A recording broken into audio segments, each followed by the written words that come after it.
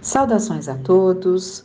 Retomando então o capítulo do livro Obreiros da Vida Eterna, Irmão Gotuso, que começamos no último áudio.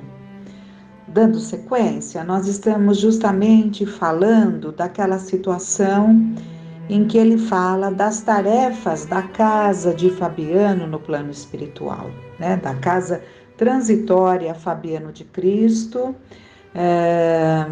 transitória porque não tem um local fixo, ela é móvel, se direcionando para onde haja necessidade nas regiões umbralinas e trevosas, né?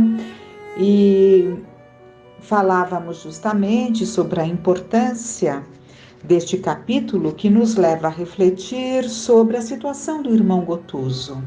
É isso que estamos vendo, é isso que continuaremos a ver para compreendermos, né? Compreendermos o porquê da situação em que ele se encontrava, um trabalhador tão devotado, e por que ele se deparava com determinadas dificuldades próprias, né? Então vamos dando sequência, pegando um pouco da onde estávamos, recordando a posição laboriosa da dirigente da casa, em virtude das observações ouvidas, considerei: o volume de nossas tarefas assombraria qualquer homem comum, e cumpre-nos reconhecer que a necessidade de sacrifício nos serviços desta instituição é enorme. Ainda agora, espantou-me a cota de deveres atribuídos à diretora. Inegável, anuiu modificando o tom de voz. A irmã Zenóbia, devotada orientadora de sublime coração e pulso forte, nos oferece invariavelmente magníficas demonstrações de renúncia. E tão grande é o serviço neste asilo, consagrado a socorros diversos, que a chefia se reveza em períodos anuais, e neste ano a administração compete a ela. No vindouro teremos as diretrizes do irmão Galba. Então, tal a demanda do trabalho, né, que exige muita renúncia, há um rodízio na direção entre irmã Zenóbia e irmão Galba. Por esta ocasião, era a irmã Zenóbia que estava na direção, né? Cada administrador recebe descanso de 1 ano? Pergunta André Luiz, admirado. Sim, aproveitando-se o período de repouso em esferas mais altas, ao contato de experiências e estudos que enriqueçam o espírito do missionário e beneficiem as obras gerais da instituição com vistas ao futuro. Estou informado de que Zenóbia e Galba dirigem esta casa há precisamente 20 anos consecutivos, ora um, ora outro. Administradores diversos, no entanto, têm passado por aqui, demandando outros rumos no plano de elevação. De quando em quando voltam a visitar-nos, ministrando sagrados incentivos à comunidade de trabalhadores do bem. E você, interroguei, talvez indiscreto, onde passa os recreios e entretenimentos? Então, essa conversa, né, retomando aí como estava se dando no capítulo, é uma conversa entre André Luiz, que também foi médico na Terra, e o Gotuso, que também foi médico na Terra. E diante dessa colocação, que nesse ano de espairecimento, digamos assim, né, esses diretores, a irmã Zenóbia, o Galba, buscam esferas mais altas, né, para buscarem novas experiências. Ele pergunta a André Luiz, né, com um pouco de indiscrição, como ele fala, ele pergunta onde que ele passa, né, onde que o Gotuso passaria os recreios, então os momentos de relaxamento, de entretenimento, depois ali das tarefas cumpridas. Vamos ver a resposta que ele dá. De conformidade com os estatutos que nos regem, possuo também minhas horas de repouso. Todavia, e a sua voz tocou-se de velada tristeza, ainda não posso fruí-las em esfera mais alta. Desfruto-as nos campos da crosta, respirando o ar puro e tonificante dos pomares e jardins silvestres. O oxigênio por lá é mais leve que o absorvido por nós, nesses círculos abafados de transição, onde há que lidar com os resíduos do pensamento humano. As árvores e as águas, as flores e os frutos da natureza terrestre, indenes das emanações empestadas de multidões ignorantes e caprichosas, permanecem repletos de substâncias divinas para quantos de nós que começam a viver efetivamente em espírito. Então, ele está dizendo que as árvores e as águas, as flores e os frutos, indenes das emanações empestadas, né? Então, por isso que ele procurava esses ambientes, né, de pomares, de águas, de flores, de frutos, para se refazer dos trabalhos árduos que ele desempenhava.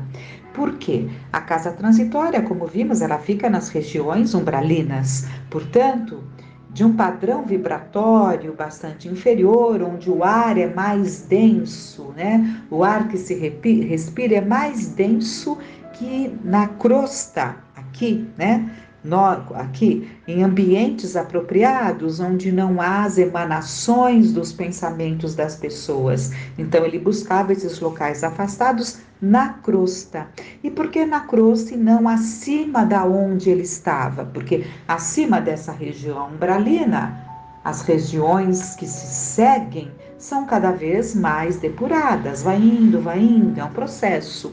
Mas por que ele não podia buscar algo mais para cima e tinha que descer, digamos assim, né? A crosta, buscando ambientes mais apropriados? Ele vai explicar. Vamos continuando. As cidades humanas são imensos e benditos cadinhos de purificação das almas encarnadas, onde se forja o progresso real da humanidade. Mas o campo simples e acolhedor é sempre a estação direta das bênçãos de Deus, garantindo as bases da manutenção coletiva. Não é estranhável, portanto, que aí recolhamos grandes colheitas de energias de paz restauradora. Então, ele ainda está colocando, né, que aqui é o campo de lutas, né, as cidades humanas, e nós sabemos que a grande oportunidade, encarnar em grandes centros, são provas. Sem dúvida nenhuma, são provas, mas que aceleram o nosso processo dentro das necessidades de cada um, né? De oportunidades de burilamento, de refazimento dentro dessa conturbação de pensamentos, de vibrações, mas é onde vamos aprender realmente a sanar a nossa casa mental, a transformar a nossa saúde mental. Trabalhando pela saúde mental. O que é a nossa saúde mental? Cuidarmos da nossa casa mental e aprendermos a lidar com essa diversidade de vibrações, né? De vibrações inferiores, nascidas dos pensamentos aqui da multidão de encarnados que se aglomeram especialmente nos centros urbanos. Então, pegando aqui esse parágrafo, já dá para nós pensarmos, né? Que aqui, dependendo da faixa vibratória que você vive, você pode estar muito mais em paz do que numa região mais difícil no plano espiritual, né? Região que, evidentemente, a que ele pertencia. Porque, olha, nós sabemos que a irmã Zenóbia, por exemplo, e tantos outros trabalhadores estavam nessa região umbralina, em que o sol mal consegue adentrar, portanto, de uma vegetação pobre, né? Pela densidade das vibrações da região, pelo padrão vibratório de todos que ali estão. Os espíritos que trabalham, os missionários, estão ali por amor. Então, eles têm a liberdade de buscar ambientes mais depurados. Agora, o irmão Gotuso não. Ele estava ali e dali ele não tinha como ascender para um ambiente melhor, né? E vamos indo para entender o porquê de tudo isso. Conhecia de sobra a propriedade de seus argumentos, rememorando experiências anteriores que me diziam respeito, isso André Luiz colocando. Contudo, objetei com sinceridade. Lastimo, porém, que você ainda não tenha podido visitar regiões mais elevadas. Descobriria continentes e radiosas surpresas, revigorando com eficiência o estímulo e a esperança.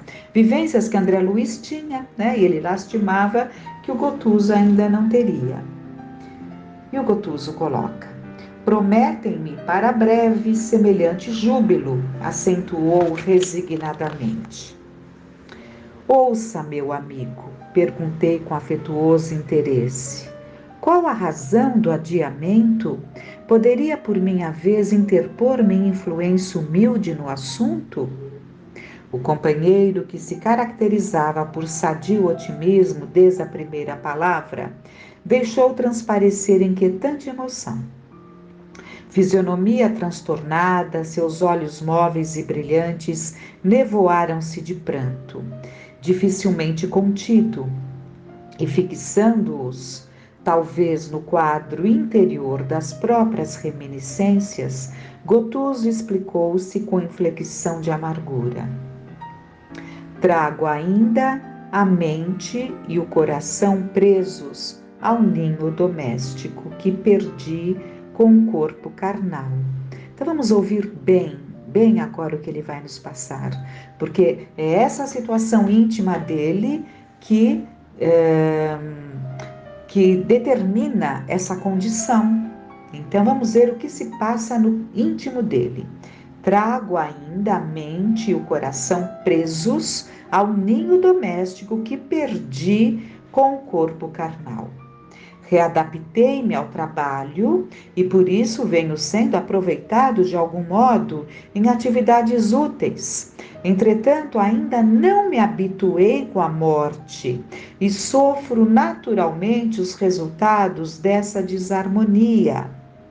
Encontro-me num curso adiantado de preparação interior, no qual progrido lentamente, esforçando-se por assumir diante de mim atitude tranquilizadora, prosseguiu depois de ligeira pausa. Retomando a mim mesmo, após longos anos de semi-inconsciência, voltaram-me a reflexão, o juízo, o equilíbrio. Então, ele teve ali um período pós-desencarne em que ele perdeu, né, a lucidez. Mas o tempo foi passando, ele diz que voltaram a reflexão, o juízo, né? Então, a lucidez, o equilíbrio.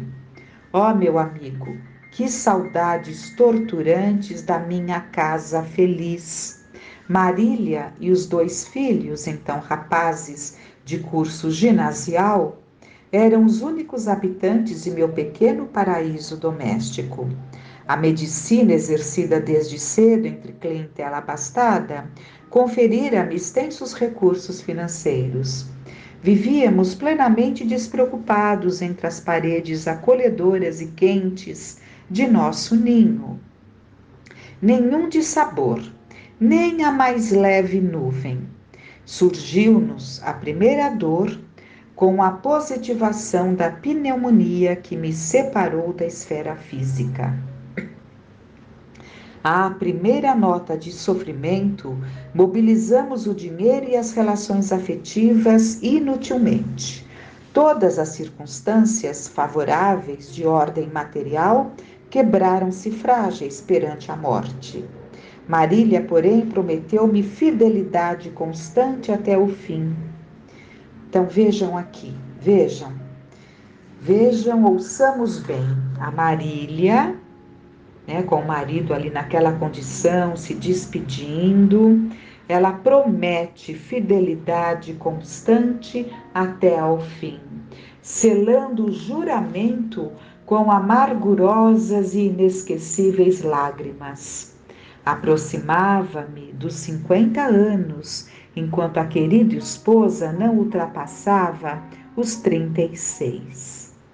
Doía-me na alma deixá-la quase só no mundo, sem o braço do companheiro. Todavia, confiando nas promessas religiosas, acreditei que pudesse velar por ela e pelos filhos da região celestial. A realidade, porém, foi muito diversa, e depois das lutas purgatoriais, voltando ansioso a casa, não encontrei rastro dos entes amados que aí deixara.